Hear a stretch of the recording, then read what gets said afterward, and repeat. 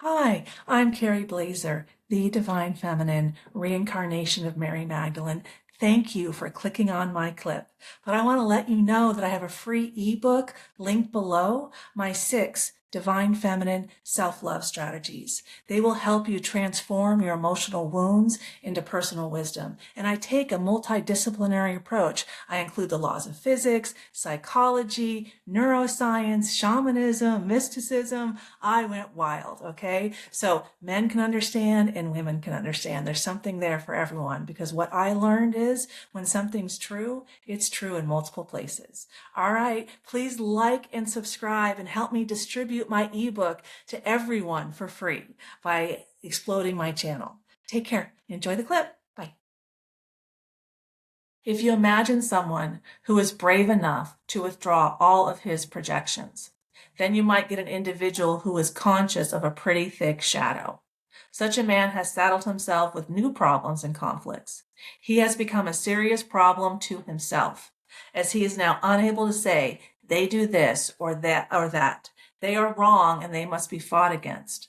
Such a man knows that whatever is wrong with the world is in himself.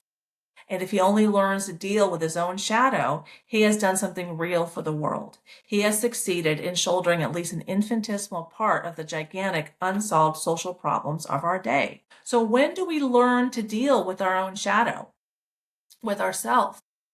Well, I'm going to bring up another Carl Jung quote as we have here, and Dr. Gabor Mate, who specializes in family medicine, and he specializes in how childhood trauma impacts adults.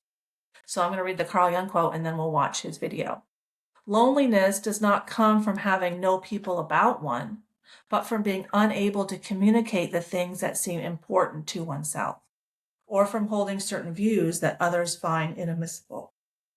So let's learn about what creates loneliness in kids. And we're having a loneliness epidemic. Let's look at how I felt. I have a great picture of exactly how I felt on my website. Because I had that exact childhood. I was not allowed to be authentic.